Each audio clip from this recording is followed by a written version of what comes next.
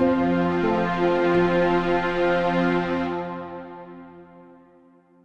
good morning, everybody. Today we have the pleasure of meeting with Marcy Kiesman, the Director and CEO of Quantum Critical Metals. Marcy, tell us a little bit about yourself first before we get into the company and goings on. How did you get interested in geology and this whole field that you've made your livelihood in? That's a very interesting question.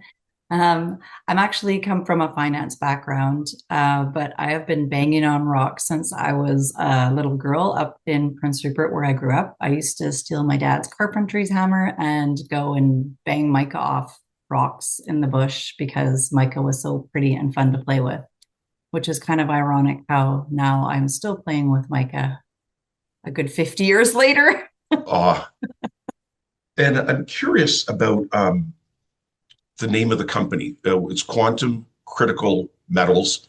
We Yeah. know the symbol is LEAP. It trades on the TSXV, but you were Yep. known as Durango Resources for many, many years.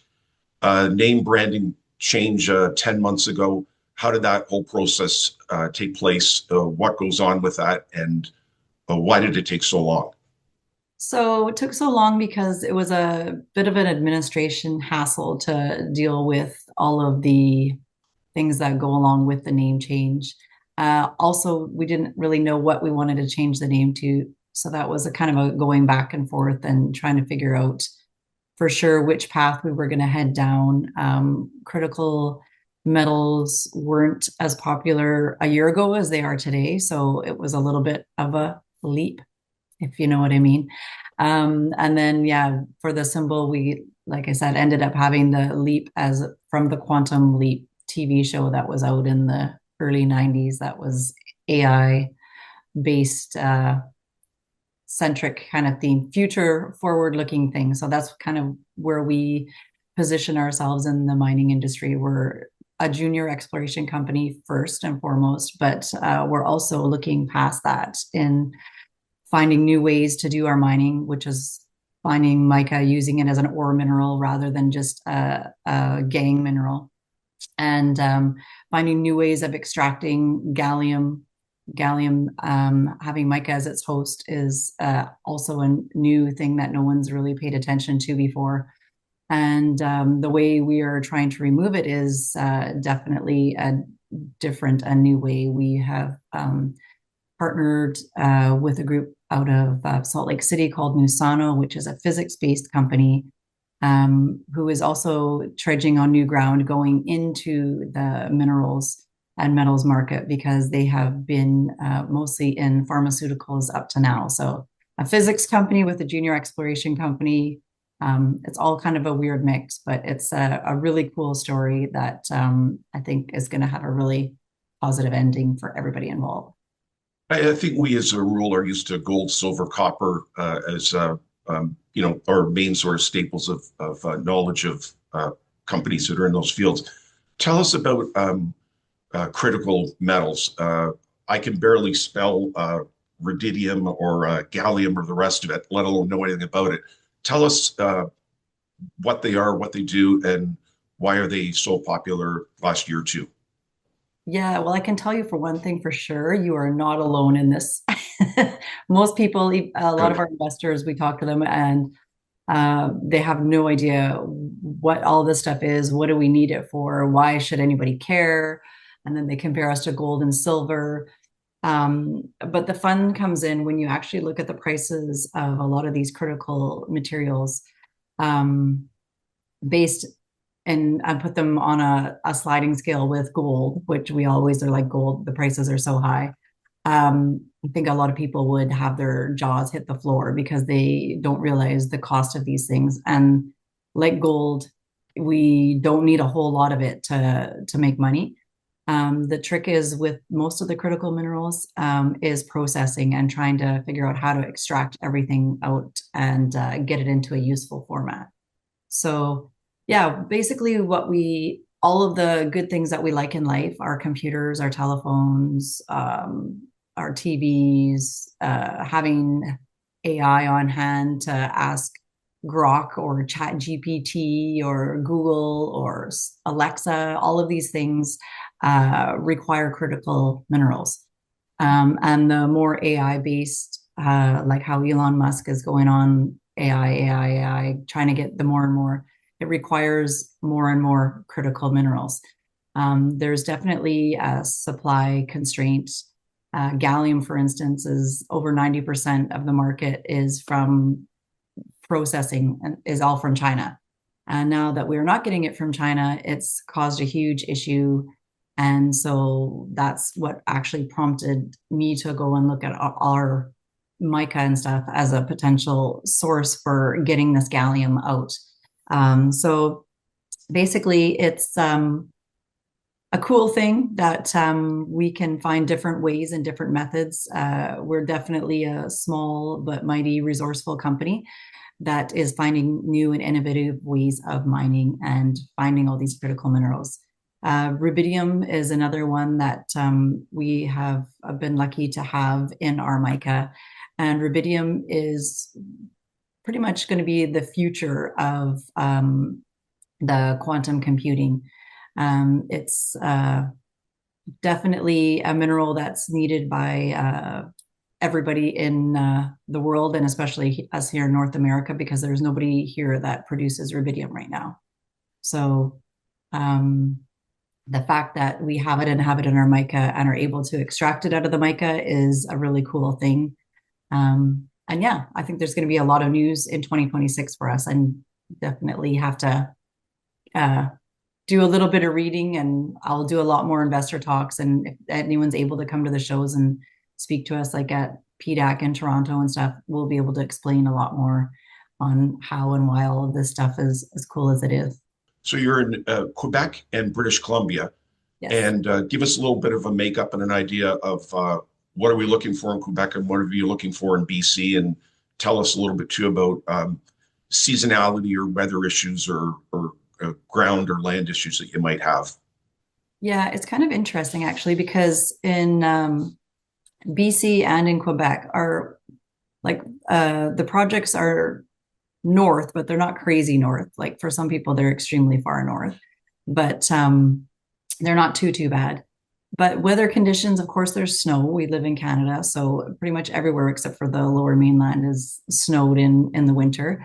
So there's that, but there are some benefits of going later in the year, like October, early November.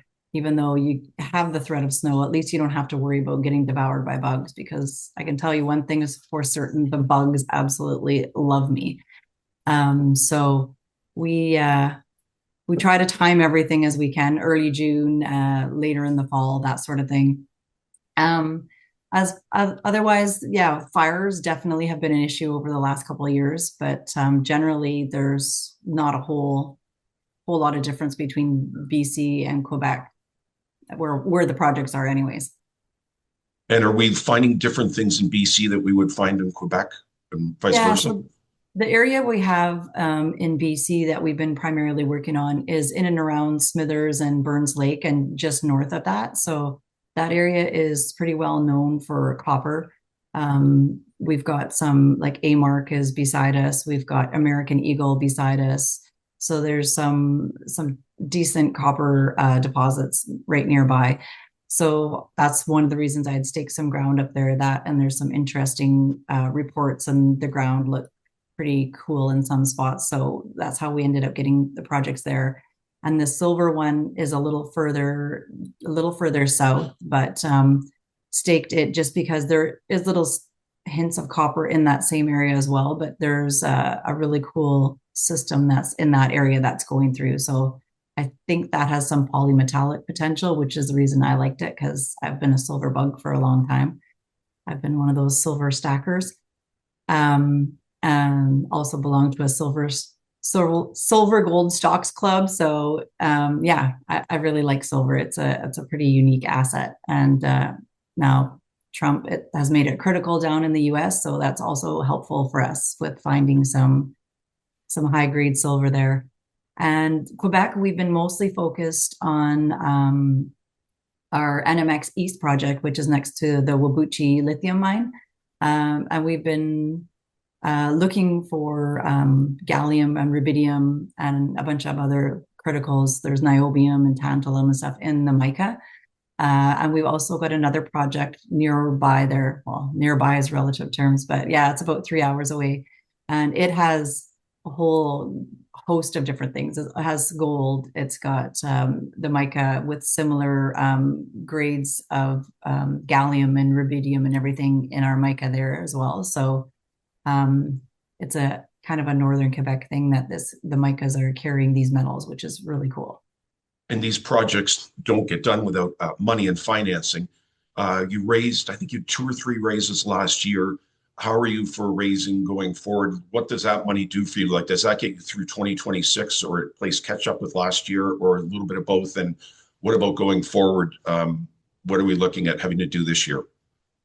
So yeah, this year we're going to be we're actually in the works of building a small scale pilot to prove up our mica flotation and the removal of gallium and rubidium and everything on a small scale. So then we can do proof of concept for everybody on a larger scale than just the lab. So we're working on that, which will require a grant or financing, depending on what works out.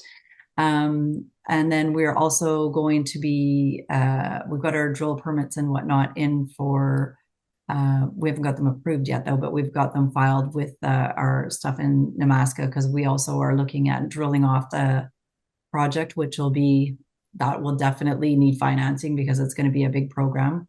But in the meantime, we're also looking at various other options before drilling off our project. We're looking at using somebody else's mica and running some processing on that to see if their mica will work as good as our mica does, which will be a lot less labor intensive for the finance side of things. And I think it'll be a pretty cool deal for them as well. If you were to get grants, do they come from the federal government, or do they come from the provincial governments? How does that work?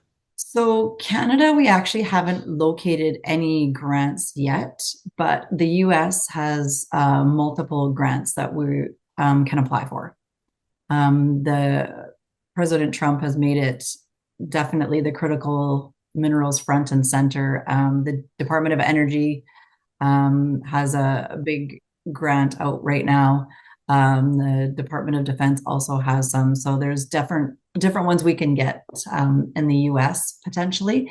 We're working with Nusano on one of the grants right now for using our mica to process some metals down in Utah.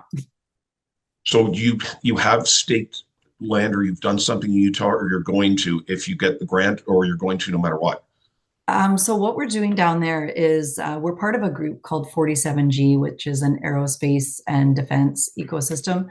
And it's a great place to actually work. They have every facet of every group you can imagine. Everybody works together. Like the beehive is their symbol. And let me tell you, they are worker bees.